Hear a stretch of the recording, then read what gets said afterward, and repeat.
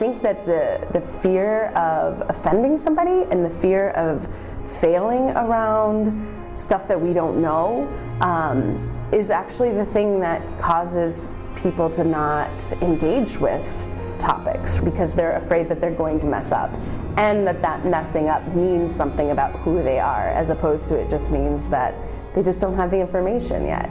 So I look at my job as like giving people the permission to fail, the permission to apologize, and the permission to actually learn and stay teachable. Our management team was nervous about these trainings. The training that we got from Rainbow Center was just incredibly valuable. It was not, you must do this all the time and you can't ever mess up and it has to be perfect all the time. The training was, we're human, it is an adjustment, we understand, but it's about being respectful. It was so new to a lot of people that they needed that time to feel free to ask those questions and voice their concerns. And most of the employees, and I'm not going to lie and say all of them, but most of them did come around and realize that Milgard is not trying to tell you what to think or believe, but we are setting very clear expectations that if you're going to be part of our organization, this is what our organization values. I've been at PLU for about 13 years, and one of the things that I'm grateful for is the relationship that PLU has really forged with the Rainbow Center. The Rainbow Center is one of the ways that we kind of check ourselves to see that we're doing the work that is so embedded in our mission statement of, in my words, humanizing folks, not just based on their sexual orientation and their gender identity, but also race, sex, and socioeconomic class and ability, all these intersectional pieces. The Rainbow Center plays a role and is a consultant and is a partner in helping us do that work and achieve those goals that are so closely linked to our mission.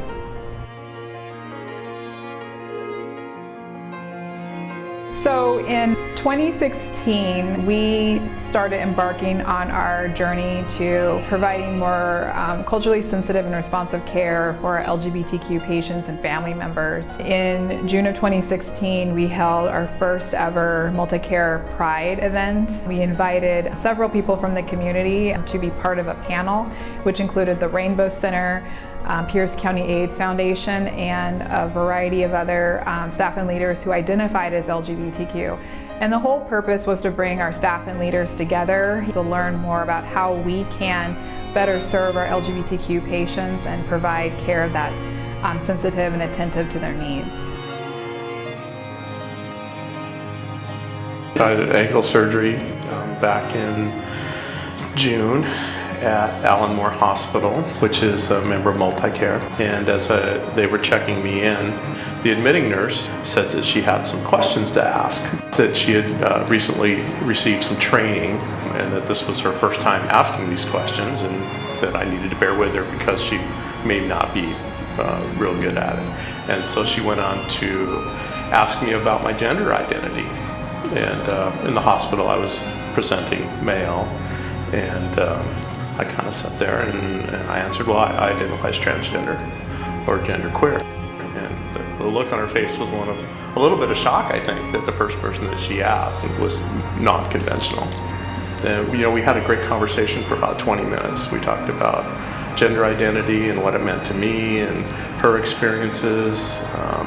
We talked a little bit about what it feels like as a patient to be recognized and to be visible.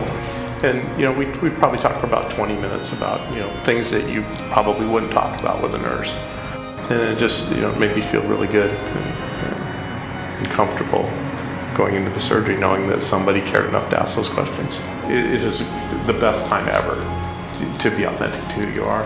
And Tacoma is got to be one of the best places in the country, right? The Seattle-Tacoma area with our leaders and our community, and I think the Rainbow Center plays a huge part in that education and that process of pushing, forward with who we are and how we interact in our community. and the community at large.